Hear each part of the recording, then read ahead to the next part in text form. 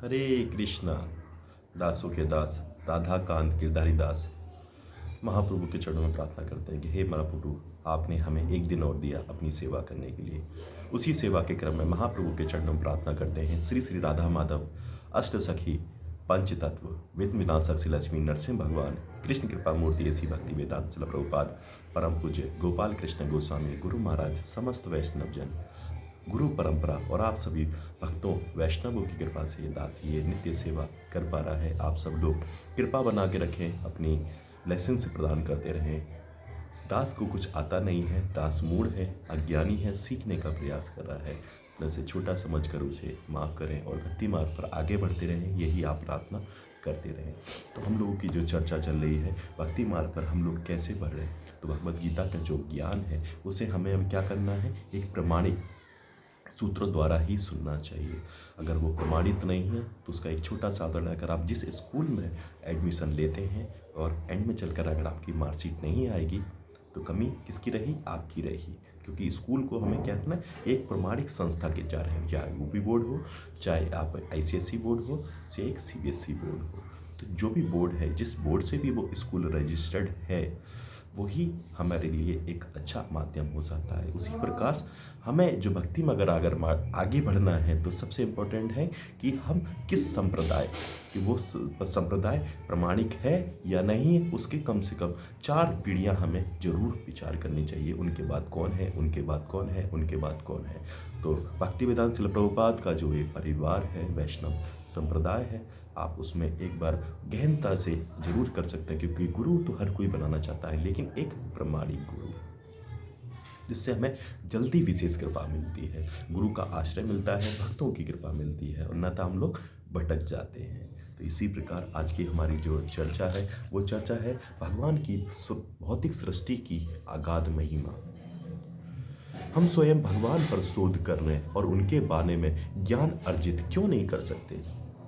हम इतने शूद्र हैं कि भगवान की छोटी सी छोटी भौतिक सृष्टि की भी था नहीं ले सकते।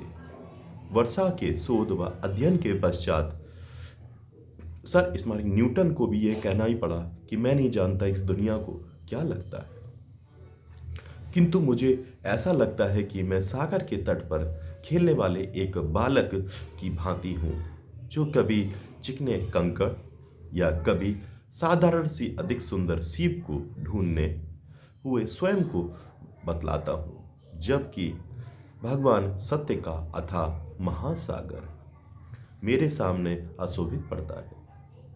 आज के वैज्ञानिकों ने अनुभव करना आरंभ कर दिया है कि उनके पास ज्ञान व योग्यता नितांत रूप से सीमित है तथा वस्तुतः अत्यंत महत्वहीन है।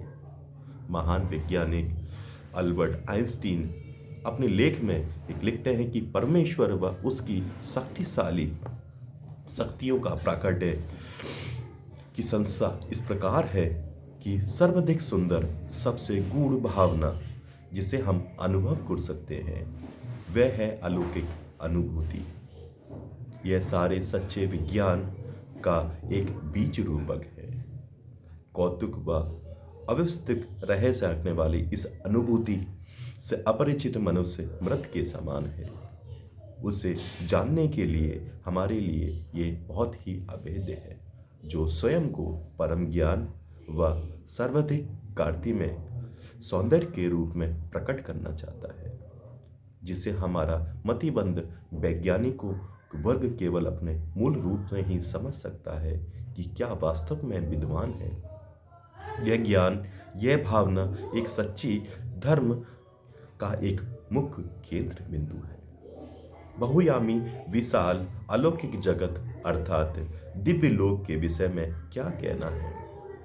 विद्युत चुंबकीय प्रतिबिंब में हमारे देखने का सीमा क्षेत्र अत्यधिक संकीर्ण है। हम अपने आसपास विद्यमान सूक्ष्म व स्थूल स्तर के सायों को देखने के लिए वास्तव में व्यवहारिक रूप से हम अंधे हैं। हमें पूर्ण ज्ञान देने के लिए 4 दोषों से मुक्ति किस प्रकार की हमें एक आवश्यकता है, इसके लिए हमें चर्चा करनी होगी सर्व दोषों से मुक्त ज्ञान।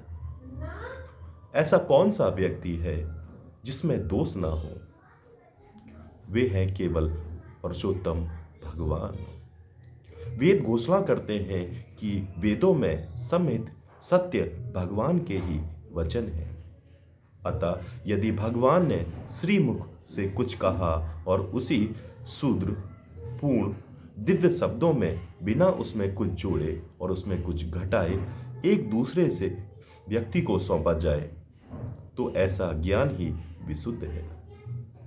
हम स्वयं को महान व अत्यधिक शिक्षित विद्वान या वैज्ञानिक मान सकते हैं, परंतु हमारी स्थिति ठीक कुएं के एक मेंढक के समान है, जो केवल कुएं के बारे में जानता है और जिसे अटलांटिक महासागर के विषय में कोई ज्ञान ही नहीं है।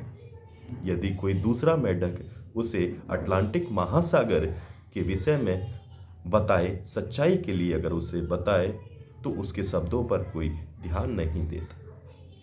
वह हमारी मापनी एक बाहर निकलेगा और अपने मित्र से पूछेगा कि अटलांटिक महासागर उसकी मापनी में कितना बड़ा होगा।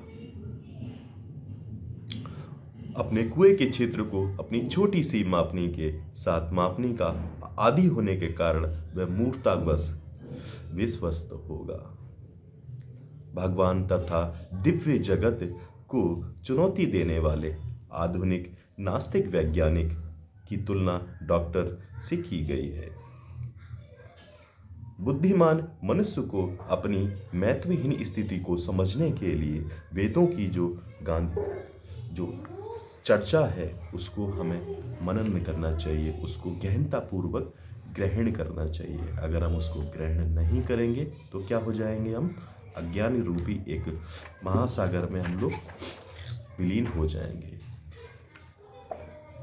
यदि महान विभूतियों के जैसे जैसे प्रबुद्ध कर सकने वाली भगवान के भी वचन है, उसको हमें समर्पित करना जाना चाहिए। भारत में प्रातः मैं अपनी बुद्धि को भगवत गीता के अद्भुत व मीसांत्मक तत्व ज्ञान में स्नान करता हूँ, जिसकी तुलना में हमारा आधुनिक जगत तथा उसका साहित्य तुच्छ के समान दिखाई पड़ता है। एक वैज्ञानिक से जो भक्ति वेदांत शिला प्रभुपाद की जो चर्चा हुई, उसका एक छोटा सा वार्तालाप का हम लोग बीच में चर्चा करने का प्रयास करेंगे, जिसमें लिखा गया है, किंतु मुझे लगता है कि जगत का अध्ययन करके मैं ज्ञान प्राप्त तो कर सकता हूँ। उस ज्ञान की परीक्षा करने का साधन भी है। आप पहले संकल्पना करते हैं, प्रयोग करते हैं, अपने विचारों की पुष्टि करते हैं और तब जानने का प्रयास करते हैं कि आप इन विचारों को व्यवहारिक जगत में लागू कर सकते हैं। तो शिल प्रभुपाद ने उस वैज्ञानिक को जवाब दिया, अज्ञानता का ये अन्य प्रकार है, क्योंकि आप जानते हैं कि आप नहीं कि आप अपूर्ण हैं। तो वैज्ञानिक कहा, ओह मैं जानता हूँ कि मैं पूर्ण नहीं हूँ। तो शिल प्रभुपाद ने कहा, तो फिर आप उस प्रकार से जगत का अध्ययन करने के प्रयास से क्या लाभ है? यदि आप अपूर्ण हैं तो परिणाम भी उसका अपूर्ण ही होगा। तो वैज्ञानिक कहा, हाँ यही सच है। शिल प्रभुपाद ने क्या, तो फिर आप अपना समय क्यों बर्बाद करते हैं? तो वैज्ञानिक ने कहा, किंतु ज्ञान प्राप्त करने का कोई अन्य साधन भी तो होगा ना, या साधन नहीं है? तो शिल प्रभुपाद ने कहा, भौतिक ज्ञान के लिए तो आपको विश्वविद्यालय जाना पड़ता है, फिर किसी प्रोफेसर से उसका परामर्श करना पड़ता है। उसी प्रकार जब आप आध्यात्मिक मार्ग पर पूर्ण ज्ञान सीखना चाहते हैं तो आपको एक कुशल शिक्षक के पास जाना होता है, तभी आपको पूर्ण ज्ञान मिल पाएगा। तो हमारा ये प्रयास है कि हमें उसे अपने जीवन में जरूर मनन करना चाहिए। किंतु यदि कोई ऐसे जाने कि शिक्षक कुशल और पूर्ण है या नहीं, तो ये कठिन नहीं है। कुशल या पूर्ण शिक्षक वही है जिसने किसी अन्य कुशल शिक्षक से एक शिक्षा ली है। तो वैज्ञानिक कहा, किंतु समस्या का हल एक सीढ़ी तक ही हो पाता है। तो भक्ति वेदांत शिल प्रभुपाद ने कहा है, तो हमारा ये प्रयास है, हरि हरि बोल, तो हम लोगों को अपने जीवन में मनन करना चाहिए।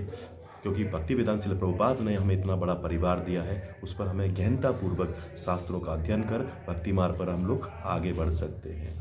तो अगर आप लोग चाहते हैं आपके नंबर पर नित्य श्रीमद् भगवद गीता श्लोक शाम को कृष्ण कथा मिले, तो आप 9411166837 पर हरे कृष्णा भेजें। दासों के दास आप सभी भक्तों से यही प्रार्थना करते हैं कि आप भी अपने साथ साथ अपनों का कल्याण जरूर करते रहें, भगवान की सेवा से प्रयास करते रहें। हरे कृष्ण कृष्ण कृष्ण हरे हरे, हरे राम राम राम हरे हरे।